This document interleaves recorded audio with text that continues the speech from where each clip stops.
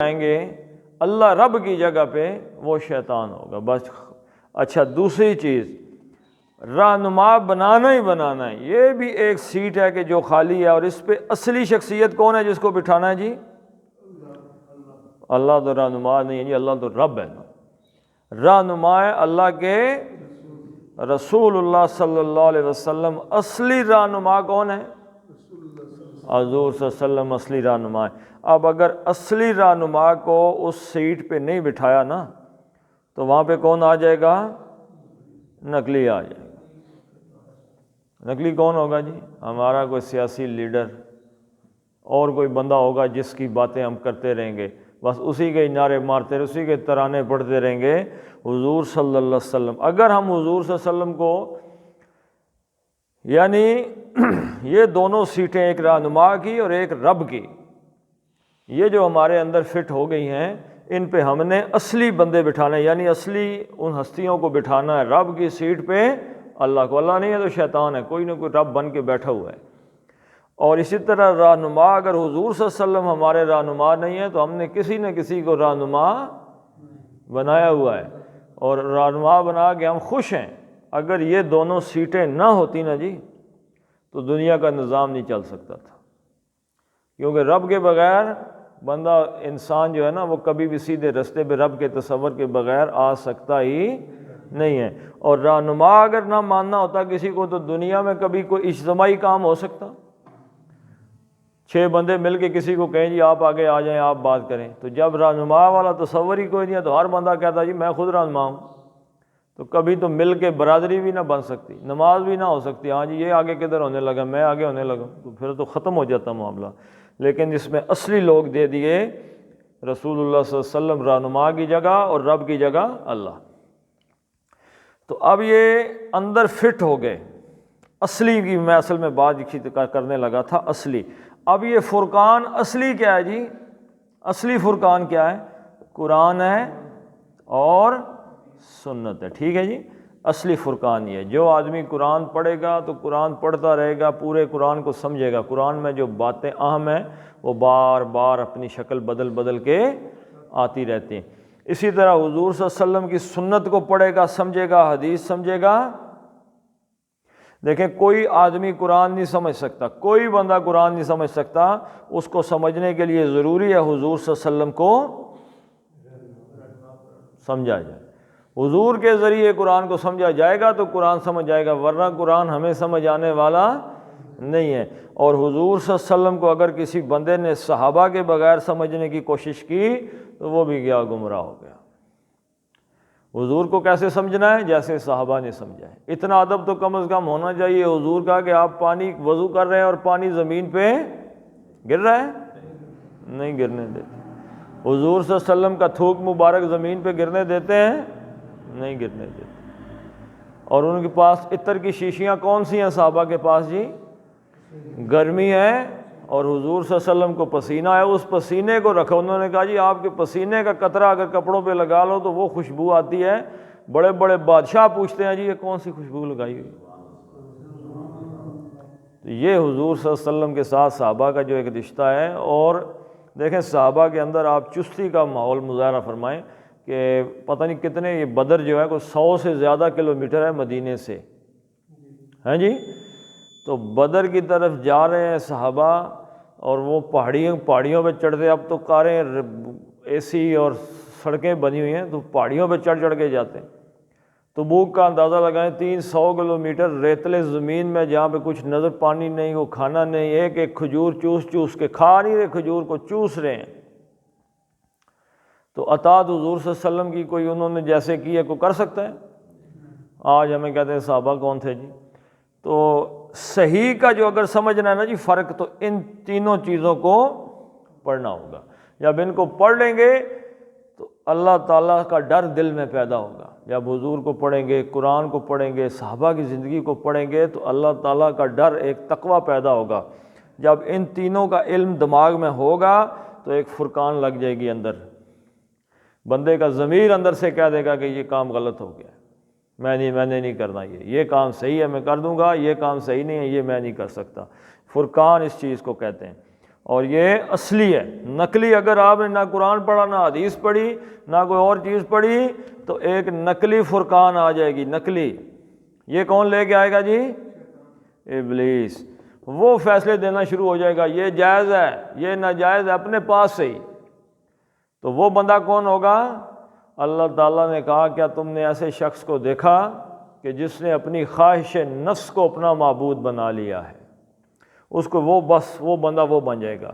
تو جو اللہ سے ڈر گیا نا اس علم کے مطابق، قرآن و حدیث کے مطابق، تو اللہ تعالیٰ کیا کرے گا؟ اللہ تعالیٰ ایک فرقان لگا دے گا کہ یہ چیز جائز ہے یہ ناجائز ہے، یہ صحیح ہے یہ غلط ہے۔ اس کی قرآن اور سنت کی اور صحابہ کی زندگیوں کی روشنی میں یہ فرقان بنے گی، تو پھر یہ اللہ تعالیٰ اس کو قائم کر دے گا۔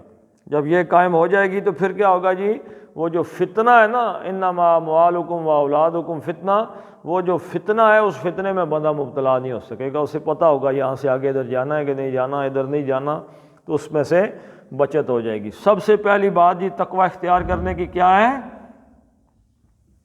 پہلا فائدہ کیا ہے تقوی اختیار کرنے کا جی؟ اللہ تعالیٰ ایک فرقان قائم کر دے گا آدمی کے لیے۔ دوسری چیز یعنی اس کے حق اور باطل میں فرق کرنے لگے گا وہ بندہ۔ اور دوسری چیز کیا ہے جی؟ وَيُكَفِّرْ اور یکفر، کفارہ اس نے مٹا دیا، ٹھیک ہے جی، دور کر دیا، محو کر دیا کسی چیز کو۔ یکفرو وہ مٹاتا ہے، وہ دور کرتا ہے، ٹھیک ہے جی۔ اب یہاں پہ کیا آ گیا؟ یکفر، تو یہ پیش کدھر گئی جی؟ کیوں اڑ گئی ہے؟ جواب شرط کی وجہ سے۔ اگر تقوی اختیار کرے گا، پہلا جواب شرط یہ ہے کہ اللہ اس کے اندر ایک فرقان قائم کرے گا۔ دوسرا جواب شرط یہ ہے کہ اللہ مٹا دے گا۔ کفر کا مطلب کیا ہوتا ہے؟ چھپا دینا، ٹھیک ہے جی، دبا دینا، چھپا دینا۔ تو اللہ تعالیٰ مٹا دے گا، ہاں جی، کس چیز کو مٹا دے گا جی؟ وَيُكَفِّرْ عَنْكُمْ دور کر دے گا، ان سے کم تم سے، کیا دور کر دے گا جی تم سے؟ سیئاتکم، سیئاتکم،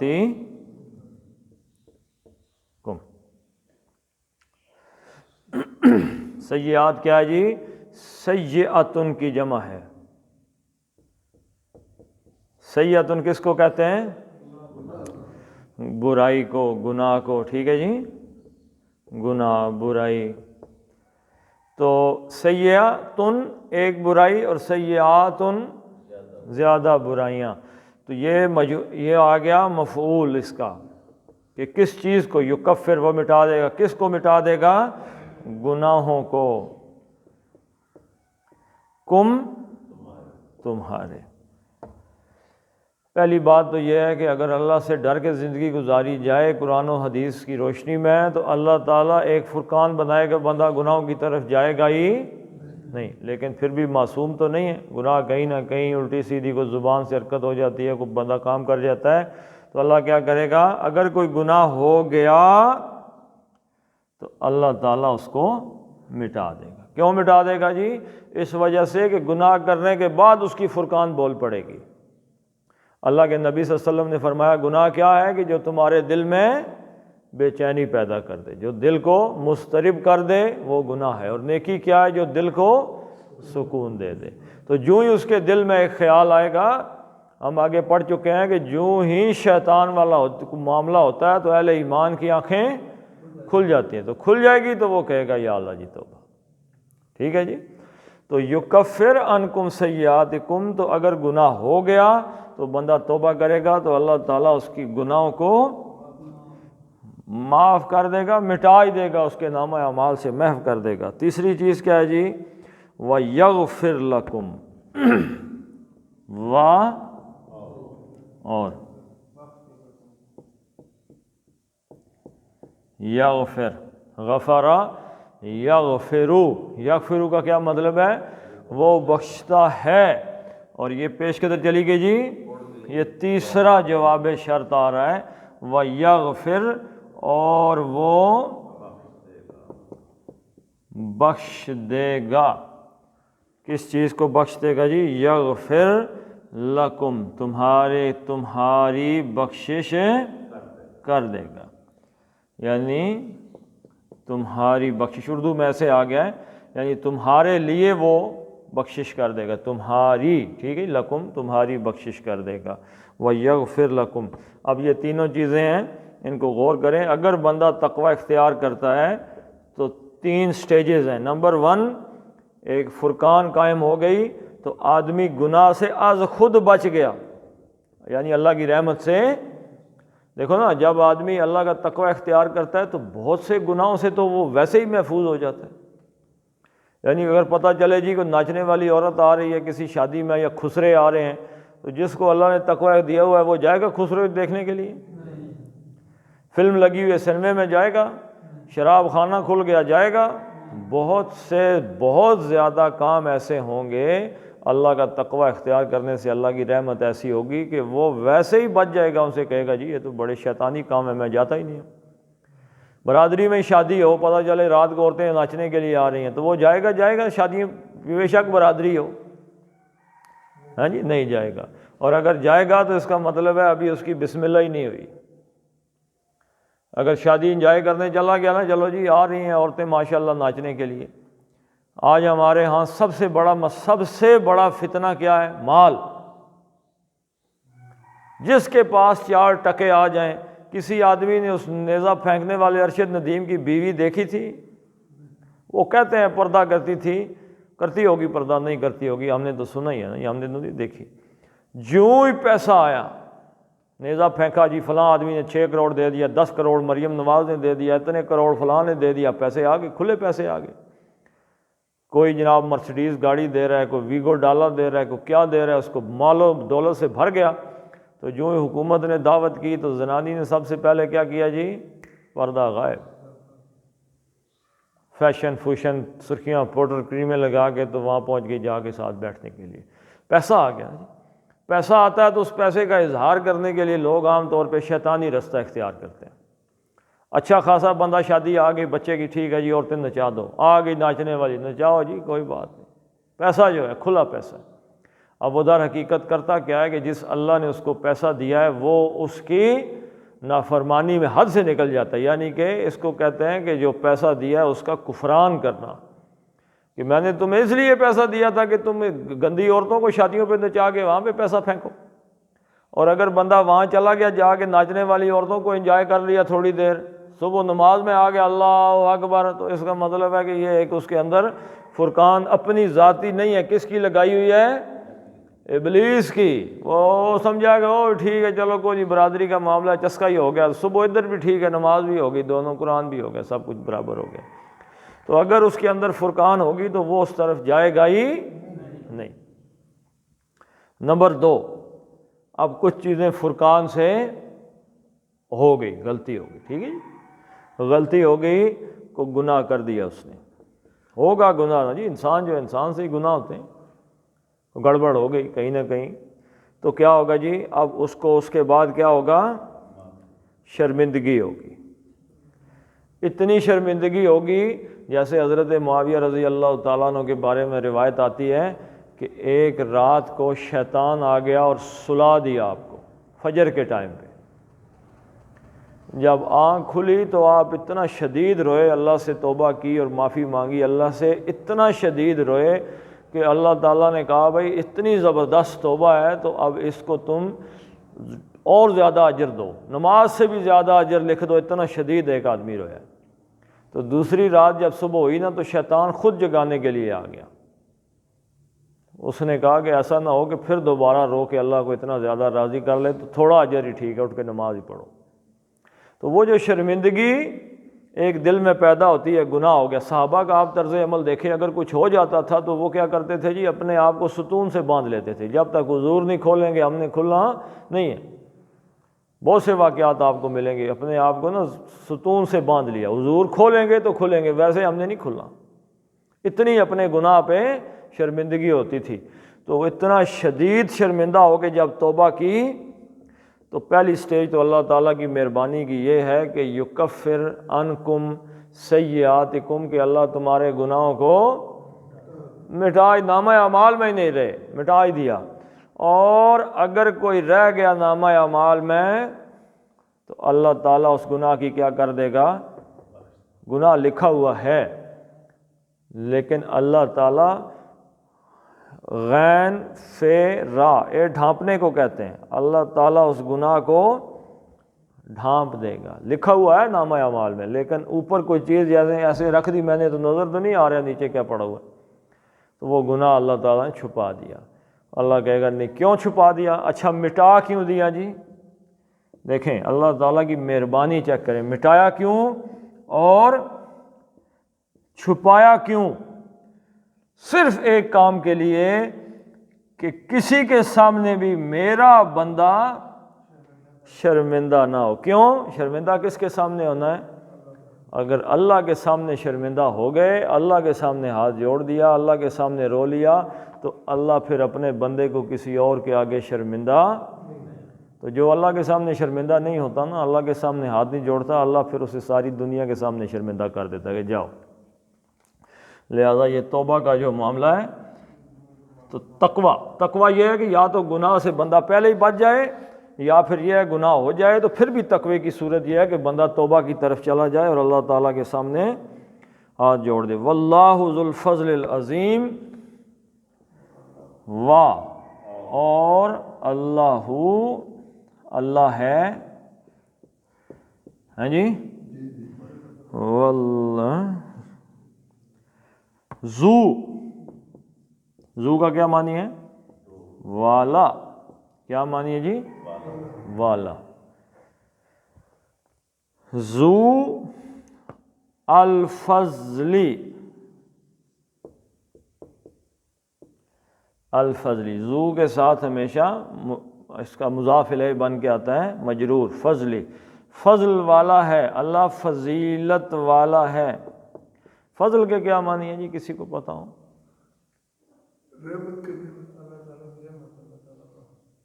نہیں، غور کیجئے گا۔ ایک ہے نیکی کی، آپ نے نیکی کی، نماز پڑھی، روزہ رکھا، اس کے بدلے میں مل گیا اجر، ہاں جی، اللہ تعالیٰ نے، آپ نے 2 سجدے کیے، اللہ تعالیٰ نے اس کے بدلے میں آپ کو فرض کیا، آپ نے دعا کی، اللہ نے بیٹا دے دیا، مثال دے رہے ہیں۔ فضل کیا ہے؟ کیا ہی کچھ نہیں، کچھ ہوا ہی نہیں، کوئی کام ہی نہیں کیا، کوئی نیکی ہی نہیں کی، اور اللہ تعالیٰ نے اس کا اجر دے دیا، اس کو کہتے ہیں فضل۔ کام کیے بغیر ہی اللہ تعالیٰ مہربان، کیا ہی کچھ نہیں ہے، کوئی نیکی کی ہی نہیں، اللہ پھر ہی مہربان ہو گیا۔ اللہ تعالیٰ کی رحمت، جیسے میں نے کل حدیث بیان کی تھی، کیا حدیث بیان کی تھی جی؟ ایک نیکی بھی نہیں تھی، لیکن کرتا کیا تھا؟ لوگوں کو آسانیاں، مہلتیں دیتا تھا، لوگوں کے لیے آسانیاں کر دیتا تھا، ان کو مہلت دے دیتا تھا، ان کو نرمی برتا تھا ان کے ساتھ۔ اللہ نے کہا یہ تو میرا کام تھا جو تم نے لوگوں کے ساتھ کیا ہے، تو اس بدلے آج میں تمہیں بغیر کسی نیکی کے جنت میں بھیج رہا ہوں، بغیر نیکی کے، کم نیکی کے، کوئی کام کیا ہی نہیں اللہ تعالیٰ، اس کو کہتے ہیں فضل۔ اسی پہ میاں محمد بخش صاحب نے فرمایا تھا، فضل کے معنی کو اصل معنی میں لیں تو آپ کو سمجھ آئے گا کہ عدل کریں تے تھر تھر کمن اونچیاں شانہ والے۔ عدل کا مطلب کیا؟ اگر کام پہ فیصلہ کرو، عدل کیا ہے؟ عدل یہ ہے کہ اتنی نیکیاں، اتنے گناہ، اب ترکڑی لگاؤ اس پہ، عدل کرو، عادل بن جاؤ، قاضی بن جاؤ، فیصلہ کرو، یہ نیکی، یہ گناہ، یہ اچھا، یہ برا، یہ جائز، یہ ناجائز، یہ کون سے کام کرتے رہے ہو؟ تو کہا کہ عدل کریں، اگر اعمال پہ فیصلہ کرو، عمل پہ فیصلہ کرو، ہمارے اعمال پہ، تو تھر تھر کمن اونچیاں شانہ والے۔ کیوں؟ اللہ کے نبی صلی اللہ علیہ وسلم نے فرمایا کوئی بندہ بھی اپنے عمل کی بنیاد پہ جنت میں جا ہی نہیں سکتا۔ ایک طرف ہمارے اعمال رکھیں، دوسری طرف اللہ کی رحمتیں رکھیں، تو ہم نے اللہ کی رحمتوں کے بدلے میں کون سی نیکیاں کی ہوئی؟ کچھ کیا ہے؟ کچھ بھی نہیں۔ عدل کرے تو تھر تھر کمڑ اونچیاں شانہ والے، تو فضل کریں۔ فضل مین کوئی کام نہیں ہے، بس تیری ذاتی مہربانی ہو جائے، عمل شمل کوئی نہیں۔ فضل کریں تو بخشے جاون میں ورگے منہ کالے، یعنی اگر اللہ تو فضل کرنے پہ آ گیا، رحمت کی پہ آ گیا، عمل نہ دیکھے، تو پھر ہم جیسے منہ کالوں کی بھی بخشش ہو جائے گی۔ ٹھیک ہے جی، تو آپ فضل کے معنی سمجھ آگے کہ ابھی نہیں آئے؟ ہاں جی، تو واللہ ذو الفضل العظیم، الفضل العظیم یہ مرکب توصیفی ہو گیا جی۔ ٹھیک ہے جی، الفضل العظیمی دونوں ایک جیسے ہیں جی۔ الفضل العظیم شاندار، بڑے شاندار، بڑے زبردست، زبردست تو خیر اس کا نہیں ہے، بڑے، ایک بہت بڑے فضل والا ہے اللہ، بڑی فضل، واللہ ذو الفضل العظیم، اللہ بڑے فضل والا ہے۔ فضل کیا مراد ہے کہ تقوی اگر اختیار کر لیا تو تمہارا نہ بھی بنتا ہوا نا اگر کچھ بات، تو اللہ تھوڑے کو دیکھے گا۔ وہ حدیث کے کیا الفاظ ہیں؟ اگر اللہ کہتا ہے بندے سے اگر میرے تھوڑے دیے پہ راضی ہو گئے تو میں تمہارے تھوڑے کیے پہ راضی ہو جاؤں گا۔ اب ہم ایسے اس دور میں، اسپیشلی جس دور میں ہم زندہ ہیں، کتنے لوگ ہیں جو اللہ کے تھوڑے دیے، اللہ کے بہت دیے پہ بھی لوگ راضی ہیں نا۔ اب اندازہ لگائیں نا کہ جس بندے کے پاس گاڑی ہے، گھر ہے، دولت ہے، دانے ہیں، سب کچھ ہے، کوئی فکر ہی نہیں پیسے کی، وہ بھی کسی بڑی گاڑی والے کو دیکھ کے کہتا ہے کہ یہ گاڑی ہوتی تو کیا بات تھی، اور پھر کیا کہتا ہے میرے حالات اچھے نہیں ہیں ورنہ میں یہ گاڑی لے، اگر میرے حالات اچھے ہوتے تو میں یہ کرتا، اگر میرے حالات اچھے ہوتے تو میں یہ کرتا۔ وہ کہنا کیا چاہتا ہے کہ مجھ پہ اللہ تعالیٰ کی کوئی مہربانی، اللہ اسے کیا کہنا چاہیے کہ شکر الحمدللہ۔ ہاں جی، وہ کون سی شخصیت کا واقعہ ہے کہ جو جا رہے تھے اور پاؤں میں جوتے نہیں تھے، میں نام بھول گیا، تو وہ اللہ سے نماز پڑھی اور کہا یا اللہ تیرا بندہ ہوں، تیری بندگی کرتا ہوں، اور لوگوں کو دیکھو مجھے جوتے بھی نہیں دیے۔ تو جاتے جاتے دیکھا تو ایک آدمی بیساکھیوں پہ چلتا آ رہا تھا، پاؤں ہی نہیں تھے، تو وہیں سجدے میں گر گئے۔ تو اللہ کے رسول نے فرمایا صلی اللہ علیہ وسلم کہ دنیا کے حوالے سے اپنے سے نیچے والوں کو دیکھو، دین کے حوالے سے اپنے سے اوپر والوں کو دیکھو۔ ہم نے کام کر دیا ہے الٹا، دین کے حوالے سے ہم ان لوگوں کو دیکھتے ہیں جو شرابیں پی رہے ہیں، زنا کر رہے ہیں، بھائی یہ بھی تو ہے نا، اور دنیا کے حوالے سے ہم انہیں دیکھتے ہیں۔ پہلے کدی کوئی بندہ کسے گرانے ہوئی کہ آخر کیا حالی تے بڑا ہی ہاتھ تپر کرنا سی، مطلب ہے کرنا سی اللہ دا شکر ہے، شکر تے ہن کتنے مہینوں تے اکثر یہ رنگ گزارا ہی ہے، گزار رونے پڑھ لیتے ہیں جی، چلیں۔ یہ نہ ساری توبہ کام کرنا پڑنا۔ یا ایھا الذین آمنوا ان تتقوا اللہ یجعل لکم، جیم کا کلکلہ یجعل لکم فرقانا وَيُكَفِّرْ عَنْكُمْ سَيِّئَاتِكُمْ وَيَغْفِرْ لَكُمْ وَاللَّهُ ذُو الْفَضْلِ الْعَظِيمِ۔ صدق اللہ العظیم۔ اللہم صلی علی محمد وعلی آل محمد کما صلیت علی ابراہیم وعلی آل ابراہیم انک حمید مجید۔ اللہم بارک علی محمد وعلی آل محمد کما بارکت علی ابراہیم وعلی آل ابراہیم انک حمید مجید۔ اللہم اغفر لہم وارحمہم وحاسبہم حسابا یسیرا وادخلہم الجنہ واعذہم من عذاب القبر ومن عذاب النار۔ اللہم عذب الباس رب الناس واشف انت الشافی لا شفاء الا شفاءک شفاء لا یغادر سقما اللہم من احییتہ منا فاحیہ علی الاسلام ومن توفیتہ منا فتوفہ علی الایمان اللہم اعنا علی ذکرک وشکرک وحسن عبادتک اللہم اکفنا بحلالک عن حرامک واغننا بفضلک عمن سواک اللہم ربنا حب لنا من ازواجنا وذریاتنا قرۃ اعین واجعلنا للمتقین اماما فصلی اللہ تعالی علی خیر خلقہ محمد وعلی آلہ وصحبہ اجمعین برحمتک یا ارحم الراحمین.